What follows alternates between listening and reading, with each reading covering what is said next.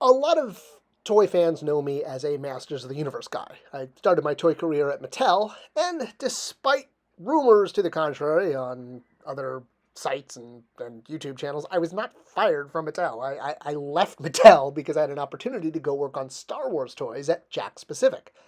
Star Wars, while I do love Masters of the Universe, is kind of my big love on toys, and the chance to work on the new Disney Episode 7 line was an amazing opportunity. So that's what brought me to Jakks and brought me to the opportunity to work on Star Wars figures. And kind of like the old, saying, meeting your heroes is, never a good idea. Well, working on a brand that I passionately collected was going to be a bit of a wake-up call. And the control that Lucasfilm had was a bit of a surprise. I was used to working with lots of different licensors with different levels.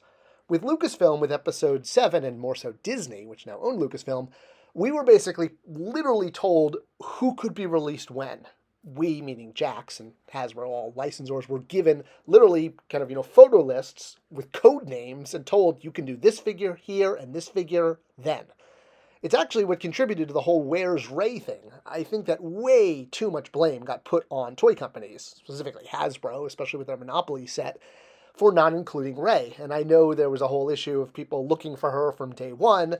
Well, one, let's look at facts. There were plenty of Rey figures out. There were deluxe figures, there were Black Series figures, so Rey was on shelf. But as an example, at Jakks, we were specifically told not to include Rey in our initial assortment because Lucasfilm was working on an all-female giant end cap, and they wanted us to save Rey for that. This end cap program fell apart and eventually became the Forces of Destiny line, which also fell apart. But that was a big reason that Rey was held back, was in anticipation of that end cap program that never came to be. In fact, at Jakks, we weren't able to release our Episode 7 Rey until the next movie, which wasn't Episode 8, which was Rogue One. So, yeah, it was frustrating hearing all these fans saying, "Where's Rey? We want more Rey." And we're literally sitting on our Rey figure, unable to release her. So there was a lot going on at the time when Episode 7 came out as far as, sort of controversies with figures and, Disney taking over and the amount of, retail space that it took.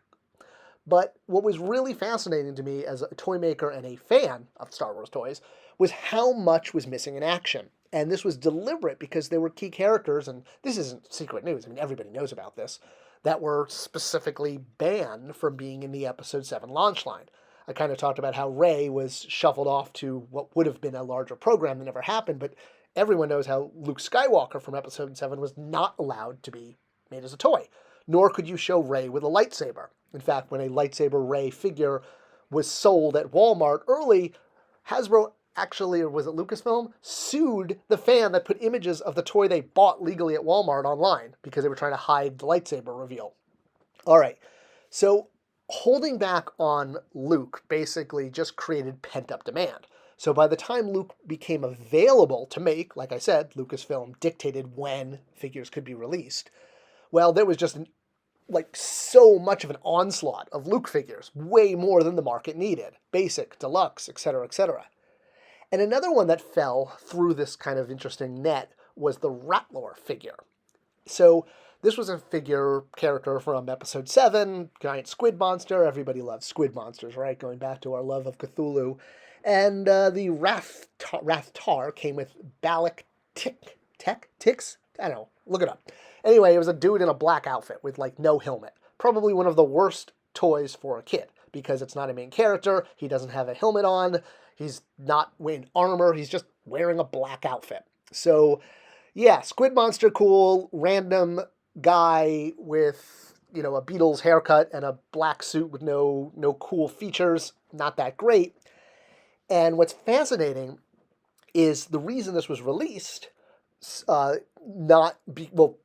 basically, again, this was just something that Hasbro didn't produce. But by the time they got it to market, the demand had ceased and it almost went right onto clearance. So this was one of those figures that it wasn't banned from Episode 7, but it didn't get included in the Episode 7 release. Now, reacting to the fan demand for a Rathaar figure, he was re-released for Solo. Now, the reason this is important is because there's a 2 to 3 year toy development cycle. The Solo line was being developed at the time that Episode 7 was in theaters. So when Episode 7 hit theaters and fans were like, whoa, we love the Rathaar, that's awesome, we love squid monsters. I mean, no one was expecting them to package it with a, no-name dude in a black suit.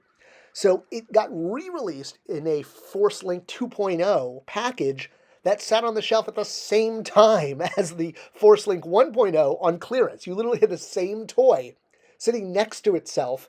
One was on clearance and one was full price.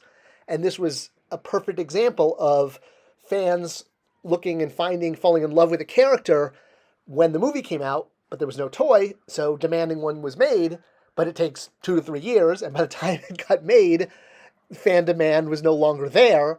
It went right to clearance, and because of the 30-year cycle, you had the fascinating concept of the exact same toy in Force Link 1.0 and 2.0 sitting next to each other on shelf. One was $5 and one was $20, just because of a package change. It's amazing to me how much control Disney had over Episode 7 and what could be made and what couldn't. And it's one of the things that was kind of a stumbling block, because two of the coolest things, Rey with a lightsaber and Jedi Luke, were both deliberately banned from the toy line.